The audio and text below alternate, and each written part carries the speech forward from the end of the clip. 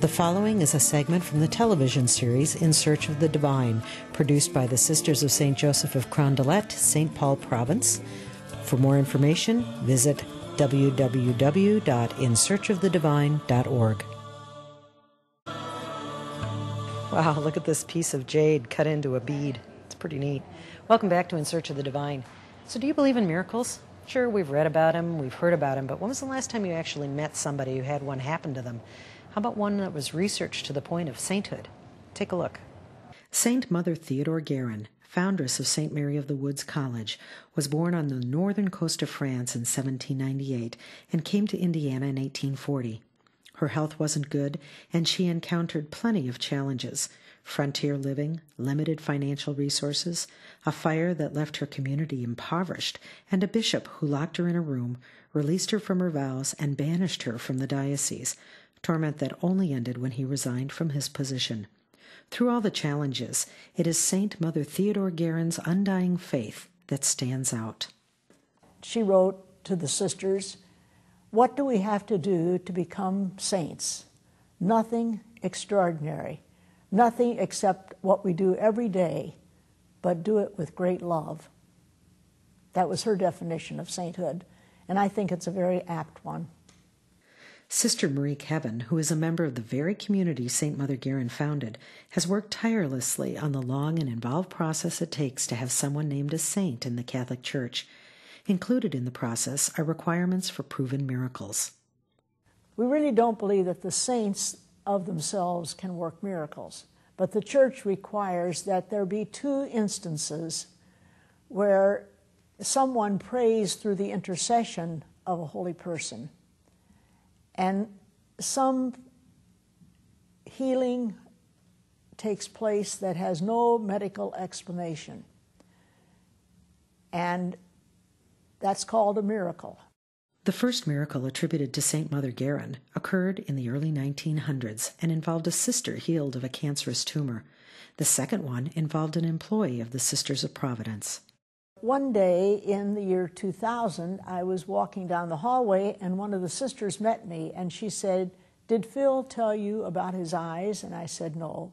Phil McCord is our facilities manager. He's a Purdue graduate, civil engineer. Phil had had cataract surgery on both eyes. They did the first eye, and that eye healed quickly and completely. No complications, no problems. But when the doctor operated on his second eye, his eye began to swell and droop. It was red. It was painful all the time, he said, and he couldn't see. He went back to the surgeon 10 times for treatment.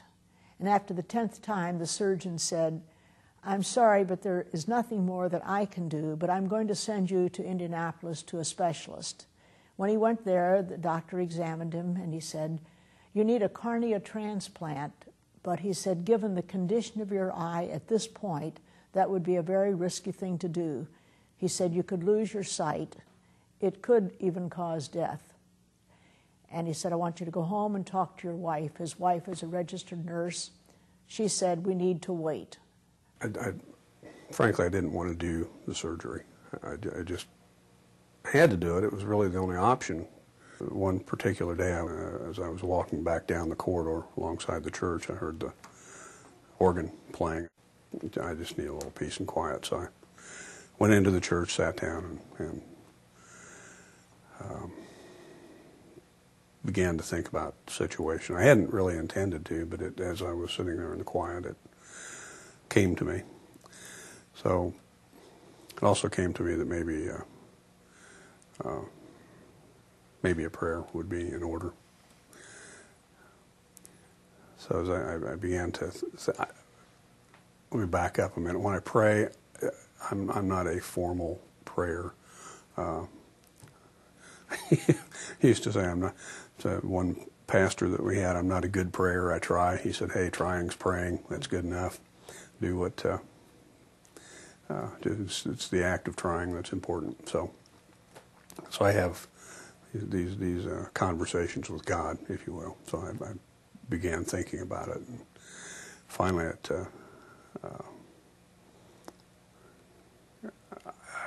remember thinking, God, if I don't think I can do this. I normally try to take care of things myself. I don't ask for a lot. I figure God's busy, right? So, but I remember thinking, I am not going to get through this by myself. Please help me get through this. And I know I need to do it. I will do it, but a little strength would help. So, and it occurred to me that, Mother Theodore might be able to add something to the mix, so we'll cover all the bases.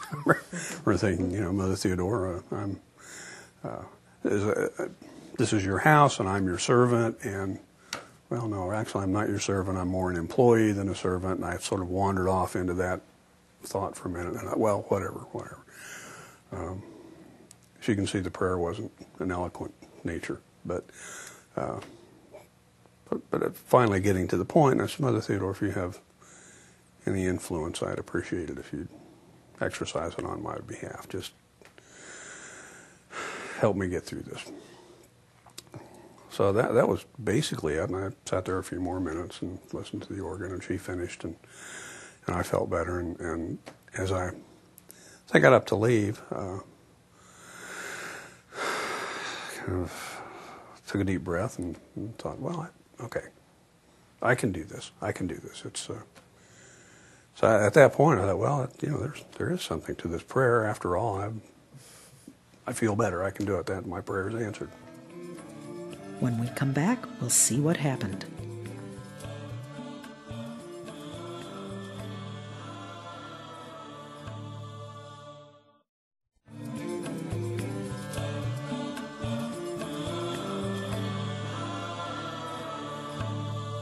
Welcome back. Having experienced complications from eye surgery, Phil McCord was facing the prospects of permanent blindness until he asked for help through prayer.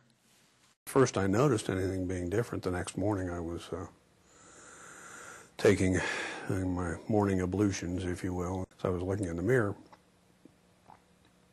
I looked at my eye in the mirror, and there was never any discomfort particularly with it, but there was a certain heaviness to that side of my face and under my eye, and it sort of drooped a little bit, and the eyelid drooped a little bit. Well, that was gone. So I mentioned it to Debbie, my wife. So she looked at it. Yeah, it looks better. It's not bloodshot. It's not as red. So we really, frankly, didn't think anything about it. About 2 weeks later, I guess it was, I had my follow-up appointment with the surgeon. He said, well, how's the eye? I said, it might be wishful thinking, but, I think it's better. So he swung the microscope, ophthalmoscope in front of my eye and looked, and I went kind of, So he looked over at the chart, and he looked back, and looked over at the chart. I said, so what? And he said, well, you're right. It is better. Well, hallelujah. Is it better like we'll wait to see if we need surgery? He said, no. He said, you don't need surgery. I said, well, okay. he said, what did the doctor, my local doctor, do? I said, well, he didn't do anything. I haven't seen him since last time I saw you. So he said, well, what'd you do? Like I could do anything. So I said, well, I said a prayer. How's that? He said, well, whatever happened, it worked. So I said, well, that's all well and good, but I still can't see. He said, yeah, but the edema is gone. He said, what you've got is a little bit of the old cataract in there and a little bit of protein buildup around the new lens. He said, refer you back to your doctor, a little YAG laser treatment, take care of it. You'll be fine. I made an appointment with my local physician. Saw him. He looked at it. Said, well, that's interesting. What did the specialist do? So he didn't do anything. He referred me back to you. Same question. He said, well, what did you do? I said, I said a prayer. That's the only thing that happened. said a prayer, it got better. So I said, he mentioned that you could do a laser treatment and that would restore the vision. He said, sure. Laser room was free. We went over and they did a procedure. They just sort of take a grid pattern and punch holes with a laser through this tissue. 10 days, 2 weeks later, final follow-up, 20/20 vision in that eye. And it's been that way ever since. Phil's miracle put into process the next phase of Mother Guerin's journey to sainthood. It was a journey that culminated in October 2006.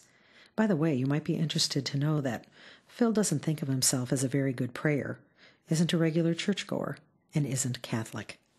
Of all the people in the world and all the needs of all the people in the world, why would I be granted a favor like this? So Jenny and I were discussing it one day, and she'd asked me kind of a similar thing that, well, how's this changed your life? And I talked to her. I said, I'm having trouble getting over this. And she said, there's nothing to get over. It's a gift. It's an act of love. There's no expectation. There's no quid pro quo. Accept it for what it is. I love a good love story with a happy ending. After this break, we'll get back to the beads.